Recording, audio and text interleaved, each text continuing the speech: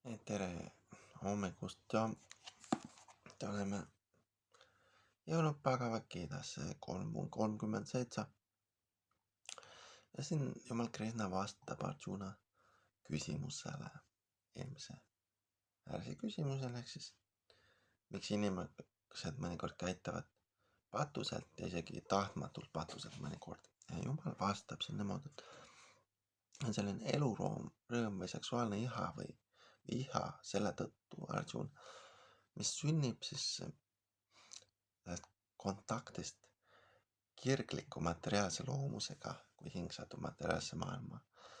Ja hiljem see iha või see muutub raevuks või vihaks.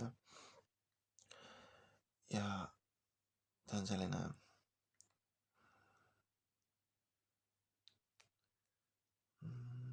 selle maailma nagu kõige suurem patune vaenlane, ja on see viha, mis sünnib sellest ihast. Ehk siin inglise keeles ta ütleb last ja sanskritis on siis see kama, ehk mis on tegelikult ka armastus ja rõõm. Last on inglise keeles on negatiivse tähendusega sageli, ehk siis selline iha siis võib-olla, mingi madala sagedusega iha ja sellest sünnib hiljem viha või raev ja see on kõige suurem patune vaenlane siin maailmas, nii ütles Jumal Krishna siis.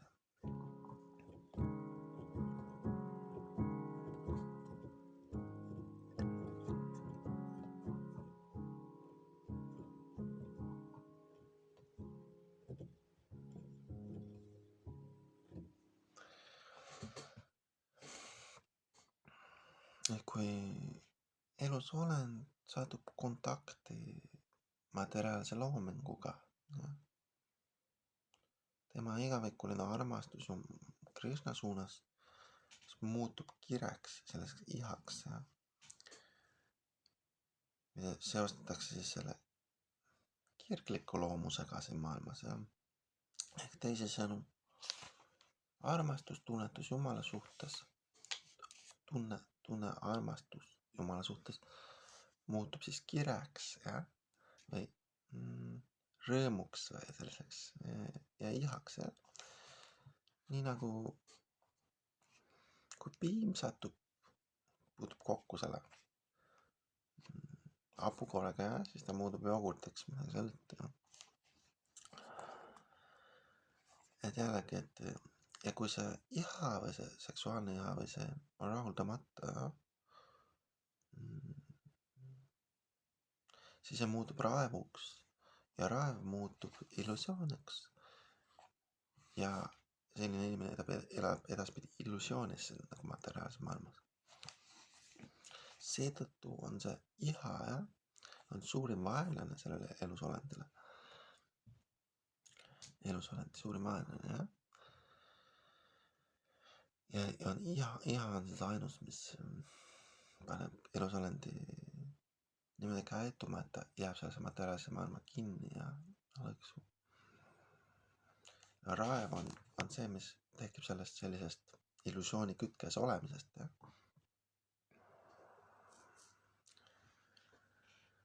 Ja sellised loomused siis esinevad kujudel nagu raev ja erinevad sarnased asjad. Ja seetõttu, kuna selline kirglik loomus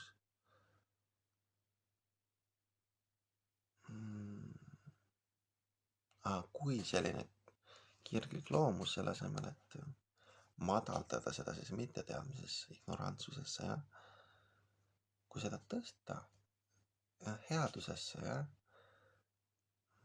pühakirjas kirja pandud meetodite abil, kuidas käituda, kuidas elada, siis inimese saab päästa sellest aeglasest mandumisest raevu läbi, sidudes teda vaimsete tegevustega. Ja kõige kõrgem Jumal siis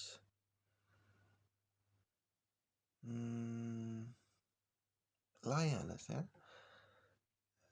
oma igavikulise õndsaga kõige õnnelikuma vormi läbi tema aina suureneva õnneliku vormi läbi ja ta laienes niimoodi, et need elusolendid on osad ja tema osakeste kandjad ja sellest Jumala kõikvõimsast järjest suurenevast õnnelikkusest ja kõik me nagu kanname seda Jumala õnnelikkust endas ja laieneme, aitame võib-olla Jumala õnnelikkusel laieneda lihtsalt enese teadmatult. Ja neil kõigil on osaline iseseisvus meil kõigil ja kõigil elusolenditel. Kui keegi kasutab valesti seda iseseisvust, kui see teenimisvaim teenib su attituud ehk see suhtumine teenida kui see muutub selleks, et sa lihtsalt oled laisk ja naudid mingit head söögi ja jooki, siis nad jäävad selle iha või kirele lõksu sellist elusolendit ja see materiaalne maailm, see materiaalne looming on Jumala poolt loodud, et selleks, et anda sellistele tingimust mõjuval olevate hingedele siis, et nad saaksid oma neid ihasid rahuldada nendes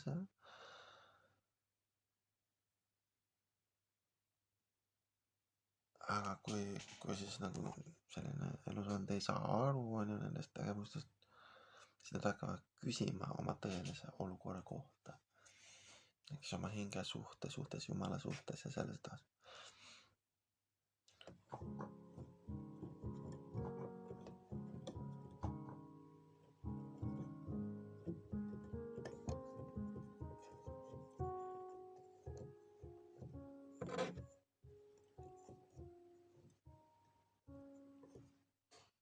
Selline päring või järelepäring on Vedanta suutrate algus ehk nende Vedanta õpetuste algus,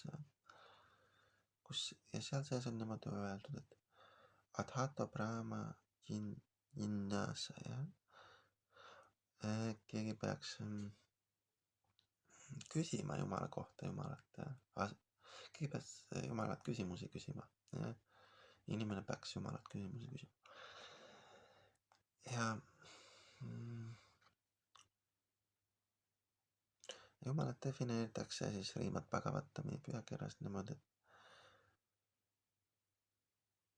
et kõik pärineb Jumalast nagu suurest loojast, kes lõi kõike sellest hingest. Ja seetõttu on selle iha algus samuti Jumalast. See on hinge igatsus või hinge küsimus või vajadus millegi järgi ja armastuse järgi näed. Ja seetõttu, kui selline iha muudetakse armastuseks Jumala vastu või muudetakse Krishna teadvuseks või teisisõnu siis ihaldatakse kõike selleks, et teenida Jumalat, siis samuti see iha ja raev, neid saab samuti muuta vaimseteks ehk nad teenivad sinu vaimset teed siis sellisel juhul. Näiteks Hanuman, suur Jumal Rama teener, siis näitas oma raevu niimoodi, põletades maha kuldse Ravanate linna, aga seda tehes ta sai Jumala kõige suuremaks teenriks. Samuti siin Bhagavad Gitas Jumal nagu mõjutab või suunab Arjuni ehk siis panema oma see raev tööle oma vastaste tapmiseks, oma vastaste vastu, selleks, et rahuldada Jumalat. Seetõttu iha ja raev, kui nad pannakse tööle Krishna teadvuse heaks Krishna teadvuses, siis nad saavad meie sõpradeks meie vaenlaste asemel.